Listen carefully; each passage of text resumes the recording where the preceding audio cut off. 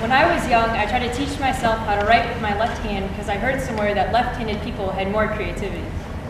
I didn't quite understand the science behind it at the time, but I knew that it was definitely historically proven.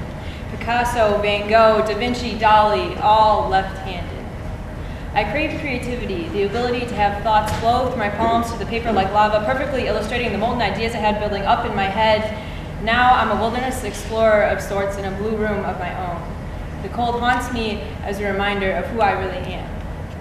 The wind carries streaks and creaks of long-forgotten amusement park rides. I am bundled in security blankets of coats and scarves. My blood runs warm with the idea that no one knows me out here.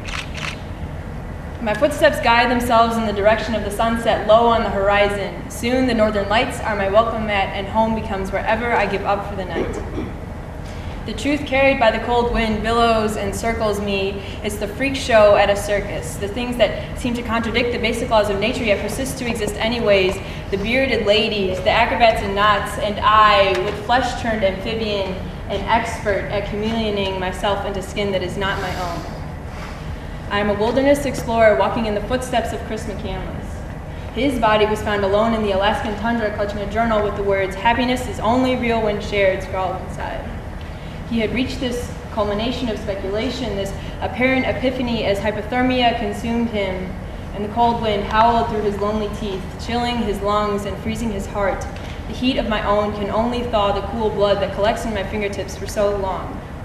The chill of my undeniable identity seeps through my skin and graffitis frost on my bones.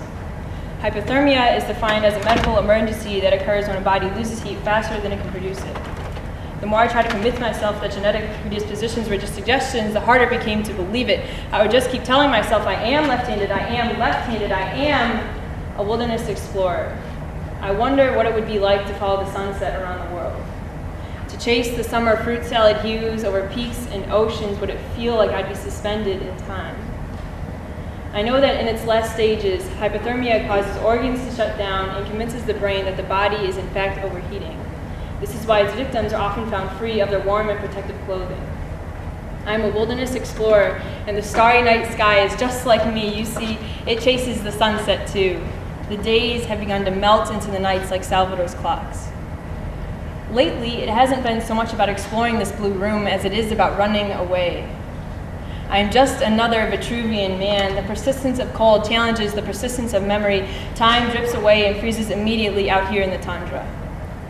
I welcome the cold because I am not. In assuming that the world exists for me alone, I often forget that the crooked line of my footsteps in the snow is always gone by morning. Happiness is only real when shared. I write this with what's left of me.